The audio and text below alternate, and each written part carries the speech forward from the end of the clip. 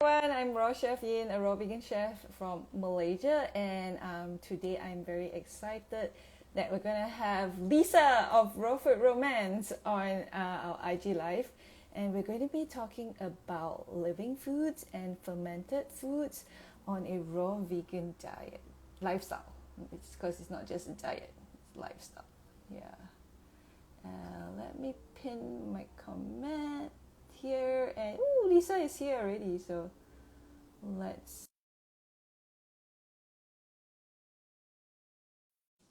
I have props. I'm excited. I have this, and I have this. Hey, Lisa! Hello! I love you so much. I'm so happy to be Oh, here. yeah. So excited to see you Yeah, again. I know. I love bundle time. It's like we all get together, we all hang out, we all chat. It's so wonderful. So thank you. This is going to be a fun one. Yes, yes, yes. So yeah, let's get into it. Maybe like you can give us give my viewers a 1 minute introduction, and then let's go into our topic for today, which is fermented foods and living foods on a raw vegan diet. Yeah. Sure. All right. So for those who might not know, my name is Lissa, Raw Food Romance on Instagram and social media. I've been living a raw food and living food diet for almost 9 years now, and I've healed countless issues. I build my gut. I love life, and I love being part of the Ultimate Raw Vegan Bundle with all of you guys. So yeah, that's a quick intro. As to Yeah, I. guys. Lisa is like the co-founder of the Ultimate Raw Vegan Bundle, which is taking place right now. You can get 40 eBooks, courses, guides on a raw vegan lifestyle, and it's suitable for whether you're like a newbie or you just want to introduce some raw food into your life, or even for people who have been doing it for a slightly longer time like me. Lisa has this amazing epic ebook in the bundle called Hand Salads. Yeah, and Oh, it's got like yeah. 34 raw vegan wrap recipes, but it's not just wrap. There's also fillings, there's also sauces in it as well. And we're doing a whole bunch of lives from now until May 11th. Today, yeah, I suggested like let's talk about fermented foods, because I know in Lisa's ebook she talks about sauerkraut. She also uses miso, so let's talk about that. Yes, I know. I love this topic, and I get asked this so often because Mhm. I include those in my raw diet. And so I do, it's hard to find unpasteurized tempeh. But when we do find it and want to learn from you how to make our own, yeah, look at that fermented, unpasteurized Oh, tempeh. And it people smells ask, so good. so, like, you can eat it raw? Yes, you eat it raw. You cut it up. You can marinate it, put it in the dehydrator, add it to your burgers, add it to your wraps. Whew. It's good. And I also eat miso, and I also do sauerkraut and kimchi. We make fermented vegetables. So we do include a lot of those foods in our raw diet. And I think a lot of people are confused because there is a difference between raw food and living food. So living Mhm. food to me, even though it's been cooked before, it has gone through this like really special transformation into a living food. So yeah, even though it was cooked to begin with, it's now Yeah, alive. And it's actually, yeah. in my opinion, it's actually in some ways more alive than raw food because it's Yes, got, yes. Because this tempeh, so I made this today is well, it's Friday over here in Malaysia. It's still Thursday on your side, but it's Friday over here. So I made it on Wednesday. And oh, I didn't take the different pictures of it, of the stages growing, but you know what, if you cut off a small, like if you cut off a small piece here, and if I just leave it in Malaysian room temperature, it will still continue, the mycelium will still continue growing. You'll see like, fuzzy white bits and all that. So yeah, I remember my students are like, oh my God, it's still growing. I say, yeah, because it's living food. Because this is not pasteurized. Although it was cooked, the beans were cooked, but after that it was inoculated and then, left to, so the mycelium has been going through and all that. And this one smells so good. It smells so nutty. This is made with split yellow peas. Yeah, organic split yellow peas. So I wanted to make sure that they were. And the ones that I make are obviously not pasteurized as well. So it doesn't, the enzymes are not killed, the food's not killed. It's actually living. Yeah. And you can, right now, it's still warm. Wow. This is actually, you can actually feel it. It's created its own heat and it's still warm, so it's like living. Yeah. That is so cool. I know. So what are your thoughts when people ask you questions about the fermented foods? Because I know there's people who don't consider them even human food. They consider it rotten. So what do you say to that? I think it's actually very strange. I love fermented foods. I think when I first found out, I first started fermenting in 2015 because I trained at Matthew Kenny Culinary Academy, and fermentation is actually one of the modules as well. And I was so fascinated. I realized like, wow, I just started fermenting everything, and I felt like the flavors were so the flavors are so intense, and then the flavors are so interesting, and then it adds so much depth of flavor to your meals, and like how you put sauerkraut in your wraps and all that, right? It brings it to a different level. And it was interesting because I come from more of a culinary background. When my raw vegan things comes from a culinary background, whereas I think a lot of people come from a health background. So when you look at it from a culinary point of view, it's like, it's totally fine using it because we're always thinking about flavor. So I remember like, I want to show like, this is and it's lactose fermented. So, and there's like loads of probiotics in it as well. So I don't consider it, rotten or bad or anything like that.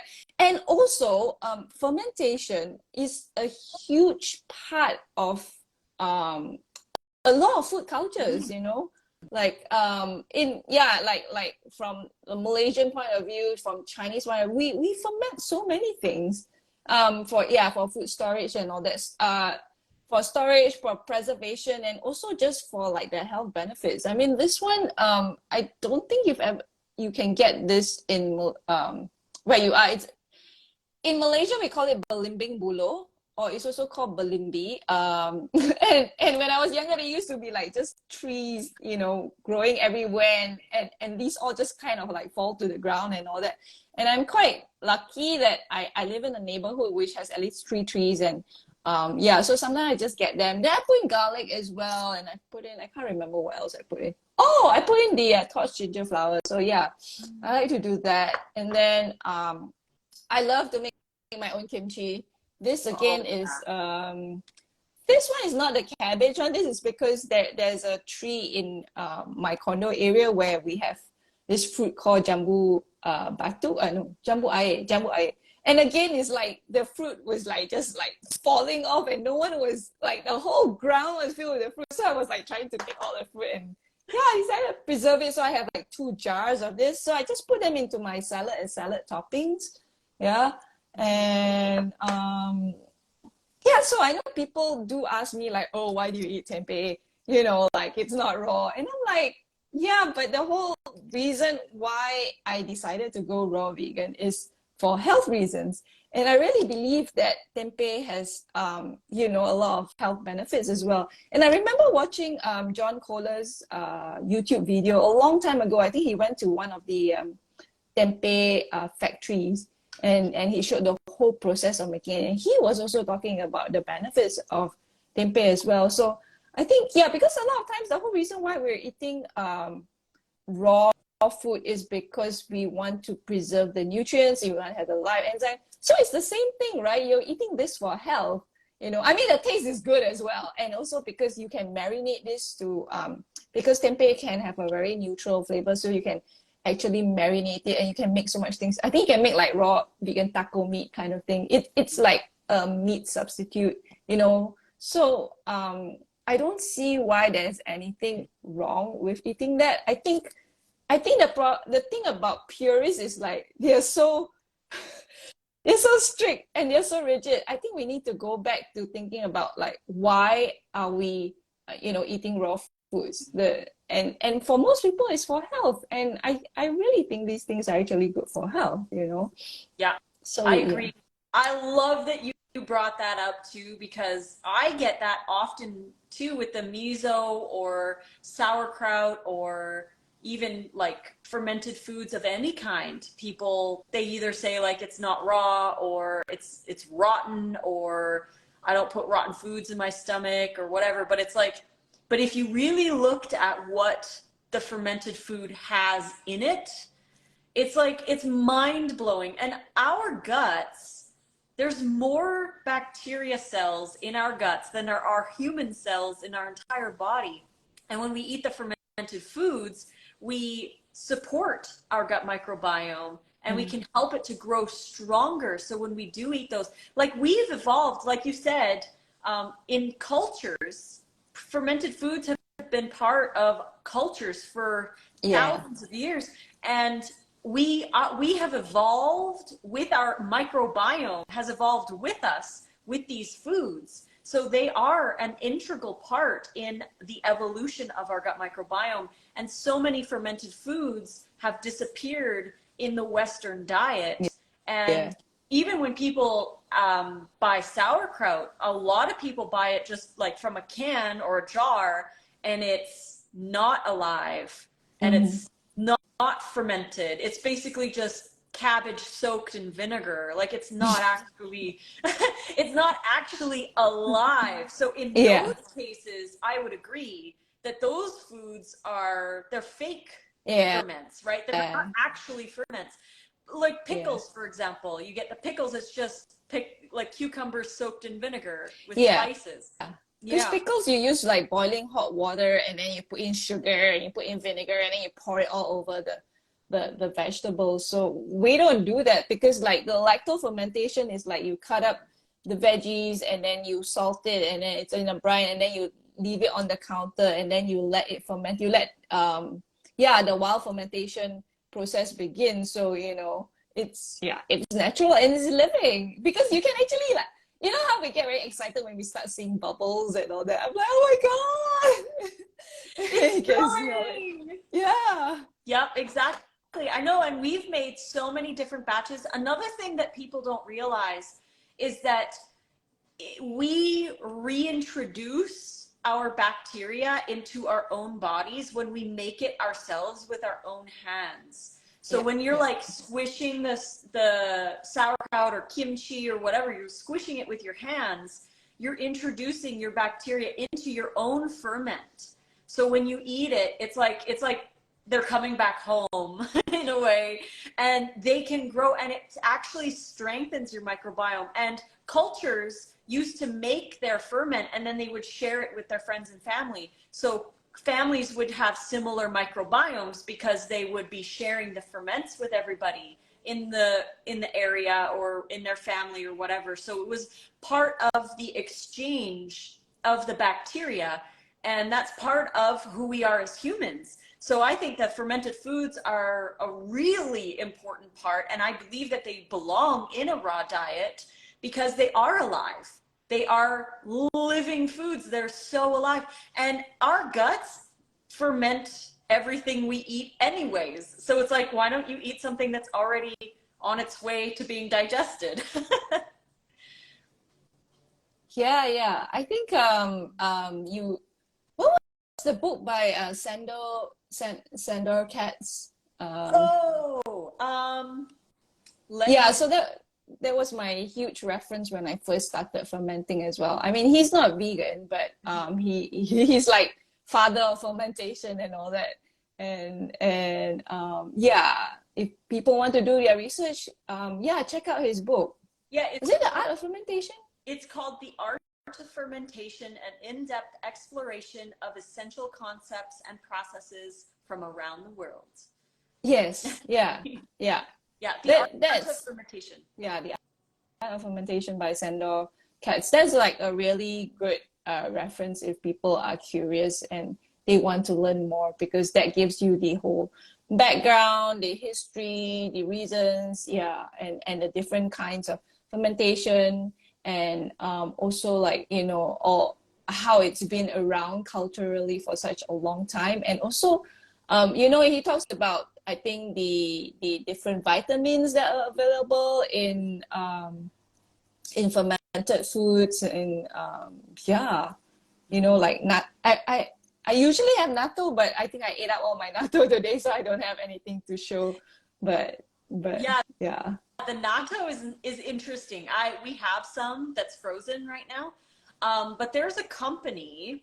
When we went to LA with John Kohler, we went to this expo, and at Yeah, the Expo expo, West, yeah. yeah, we saw these dried natto, and it was raw, and it had the bacteria in it. So it was raw with the bacteria and the active enzyme, the nattokinase, and they tasted like dried corn nuts. They were so good, but they were raw and just dried.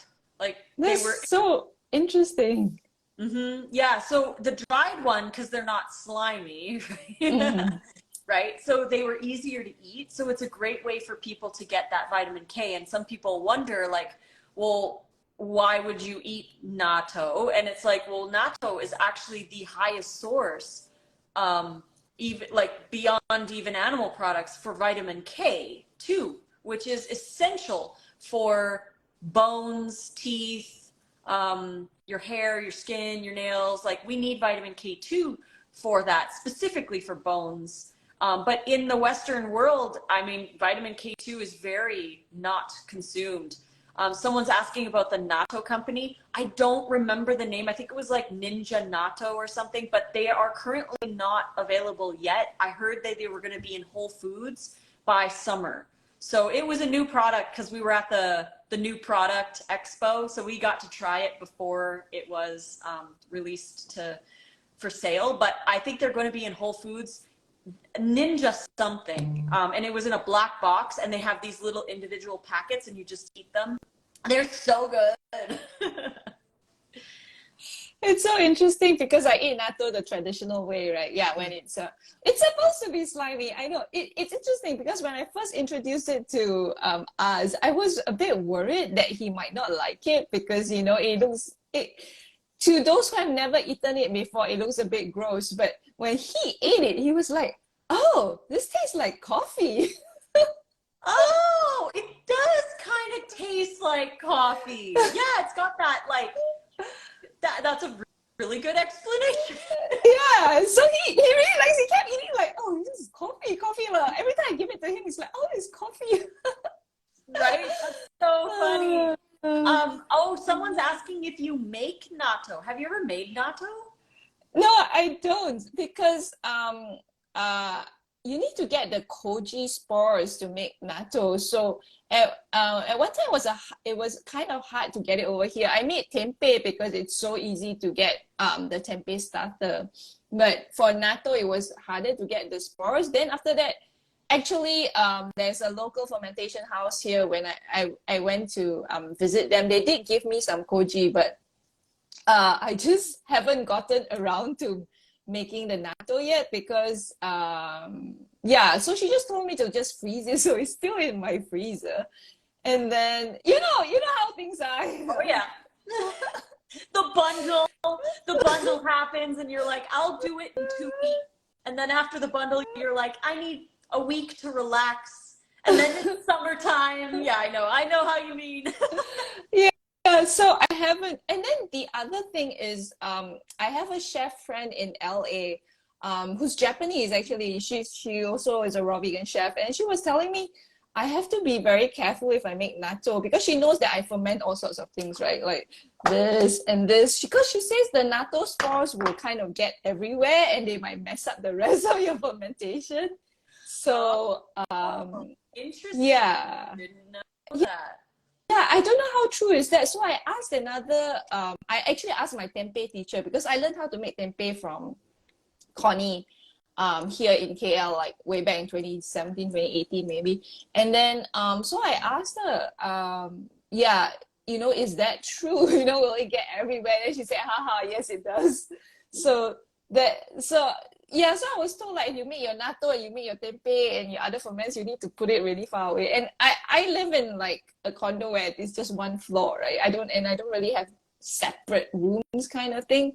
So I haven't, but I think I'm just also like I just haven't gotten into it. Maybe when I start making it and then I'll make it. Yeah, then maybe I'll make it. So yeah, I don't know. Yeah. But right now I make this and I make this and I'm very happy. Oh yeah, I know. I cannot wait to start making the tempeh because we're actually going to LA, I think the end of May.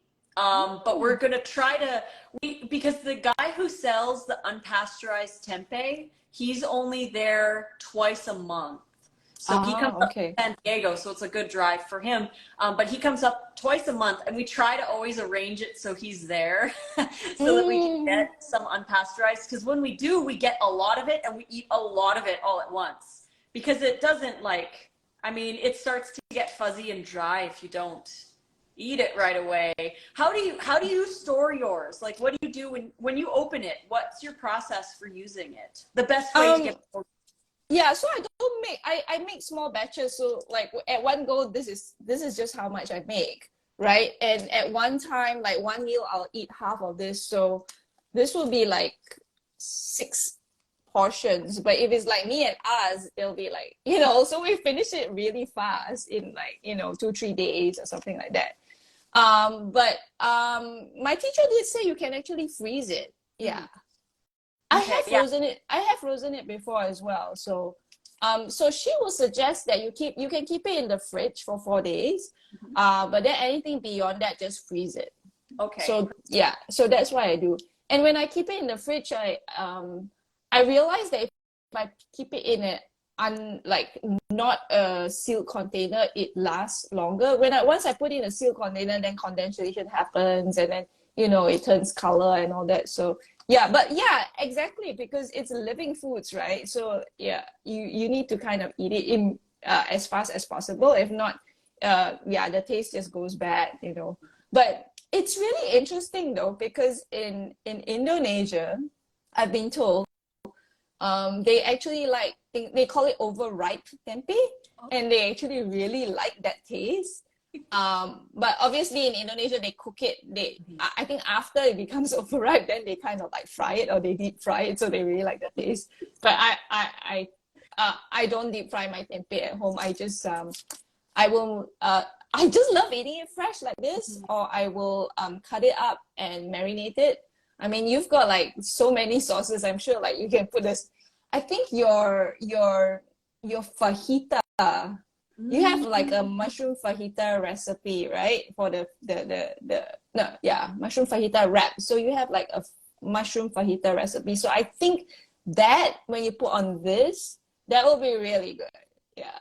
Oh my gosh, that will be really, really, really good. I know I'm really excited to get some more when we go to LA, or eventually to make our own. But when we go to LA, where I'm like, we should get like, because we can buy the big ones. They're like, I think he has them. They're like 8 or 10 by 10 inches, big giant ones, and they're about $50. And I'm like, maybe we should get 2 and freeze one of them because we're gonna eat one of them in like 2 days. Yeah. Right. I mean, it's easy to eat it, but I cannot wait to slice it up and put it in a wrap. Oh my gosh, this is gonna be so good. Yeah, it'd be so good. It's very addictive. I think like sometimes I put it in the fridge. Every time I open the fridge, I stare at it and go like, oh, can I eat more? Can I eat more? I know, yeah. Sometimes I cut it off and I just eat it straight. But it's like, and that's the thing, like people are really surprised. They're like, well, that's cooked beans. And I'm like, but it's not really cooked beans. It's fermented. Yeah. Right? So it's full of life, and you're actually eating life when you eat it. You're not eating something that's been cooked or dead. But again, too, like you said about like the dogma or like the strict, narrow mind. I feel like I would prefer to have this, because like you said, we're doing it for our health. And if Yeah. there's health benefits to the tempeh, it's a living food, so I consider it raw food in a way. I'm going to eat it because it's got beneficial things in it that are going to help my gut microbiome. They're going to nourish me. There's protein in there. There's nutrients and there's minerals and there's all kinds of good stuff in there. So it's like, why would I leave it off the table just because it's cooked and someone says I shouldn't eat it, right? Yeah. Yeah. Yeah. Exactly. Like it's like the miso and the sauerkraut or the sodium. How do you feel about the sodium? Because I'm sure you get a lot of people asking about the salt level in kimchi and the sauerkraut and all that. So what are your thoughts on the sodium? Yeah, so I know you also reference Dr. Michael Greger's video, right, on miso and how like the sodium in the miso. Yeah, I know you have this. I like this as well. They have so many different flavors, different kinds of this brand. I think it's Hikari miso.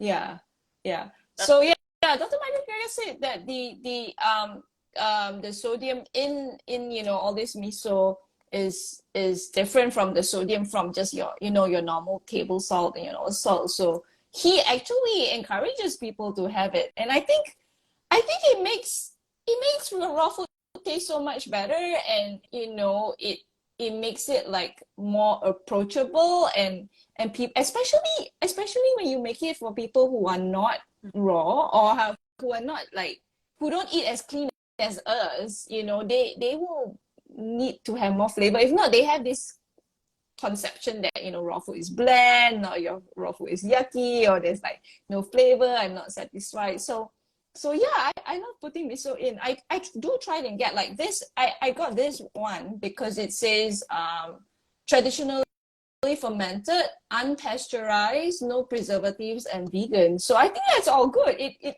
right? It ticks all the boxes, right? Because it's unpasteurized, there's no preservatives, it's vegan. Yeah. No, that's a good one. I love that. Can you go over a little bit of the different types of miso, like the red and the yellow and the white? There's chickpea miso. Can you explain a little bit the difference between those? Okay, so I know traditionally miso is made from soybeans. This one is has soybeans and brown rice, and then I know because some people they have problems eating soy, so we usually suggest that they have chickpea miso as well. So there's this this is the white miso, so this is very light in flavor compared to you have the red miso that's very strong. Yeah, so this one is super strong, but I like this. I really like this. So if you want to start out, I would suggest you go with the white miso. Let me see if I can see what it just says: water, organic soybeans, organic rice. The words have gone off. Koji culture contains soybeans. Yeah. And then for those who want it to be gluten-free, this one's gluten-free as well. Yeah, this is gluten-free. Yeah, so just check the labels and make sure it's gluten-free.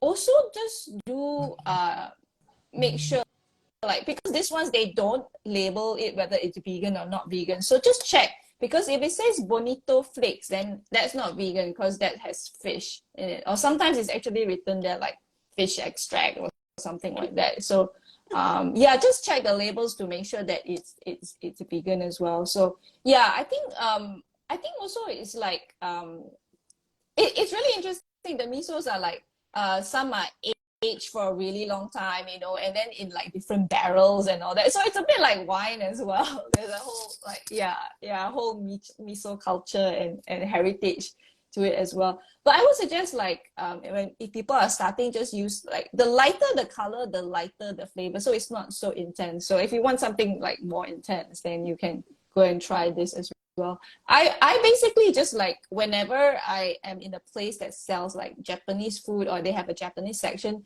I just go and check to see what kind of misos they have, or I go to the organic health store and see what kind of miso they have, and if there's anything that's unpasteurized, I usually grab it and just try different tastes.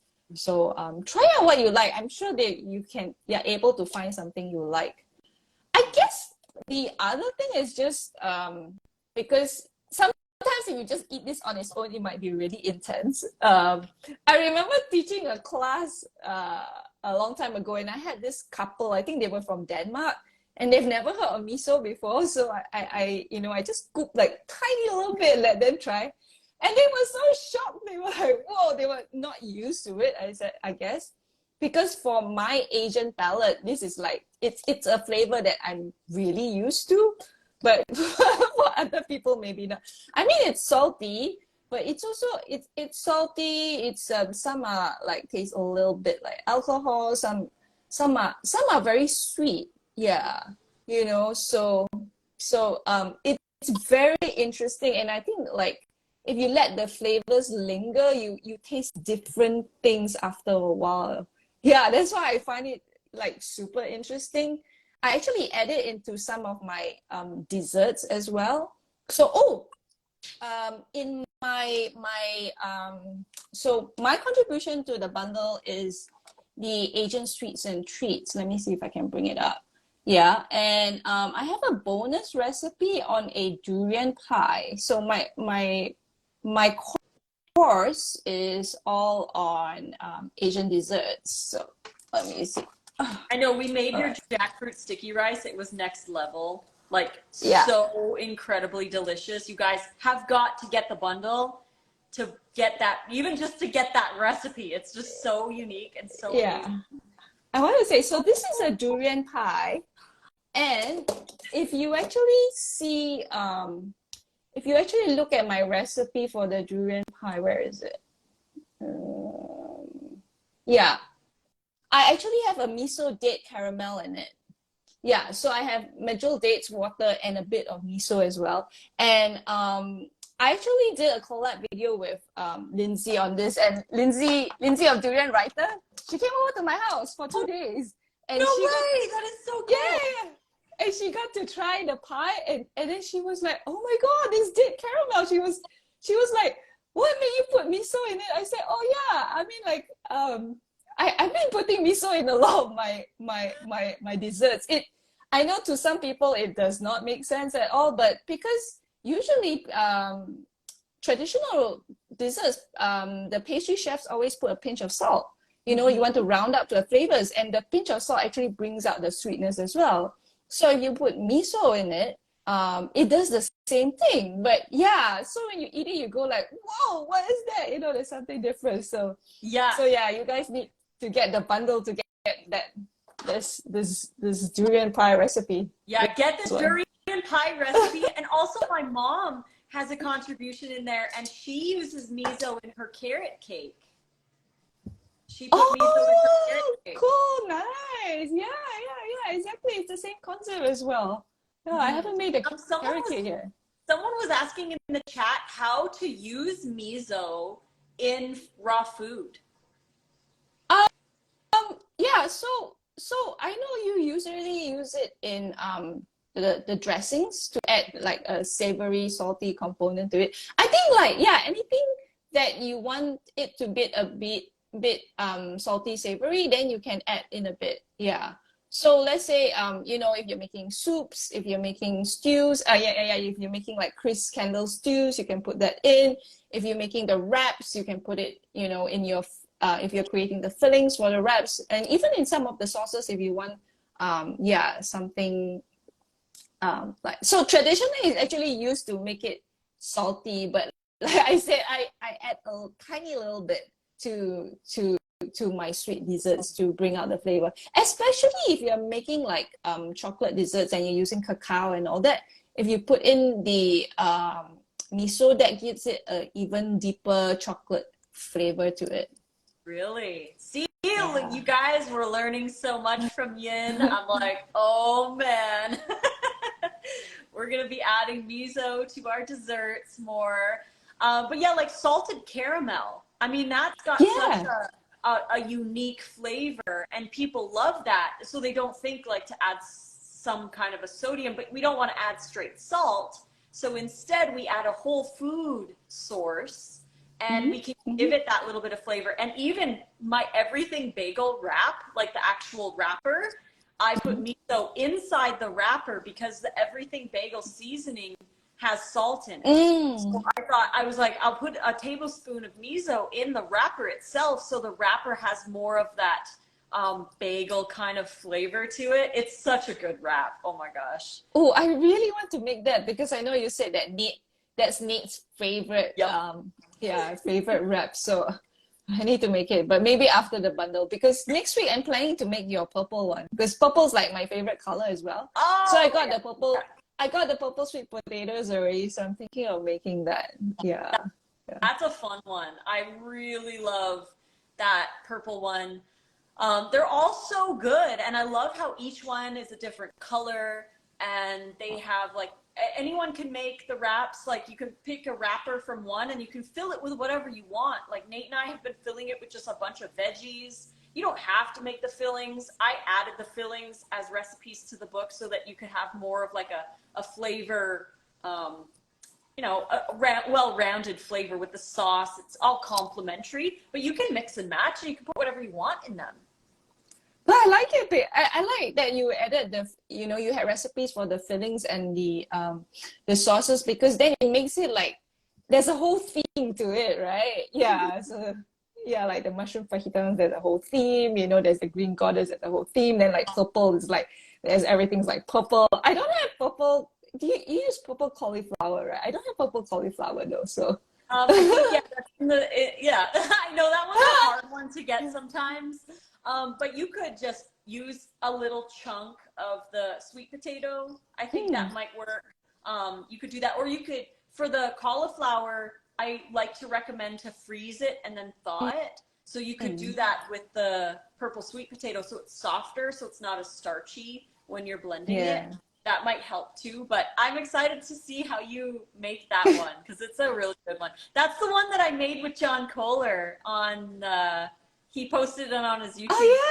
I saw that. Yeah, he had a lot of fun filling that one. It was so funny because he's like eating, because he doesn't normally make stuff like that, so he always loves coming over to our house because he's like, every time I come over to Nate and Lissa's, I get to eat really good. It's so fun.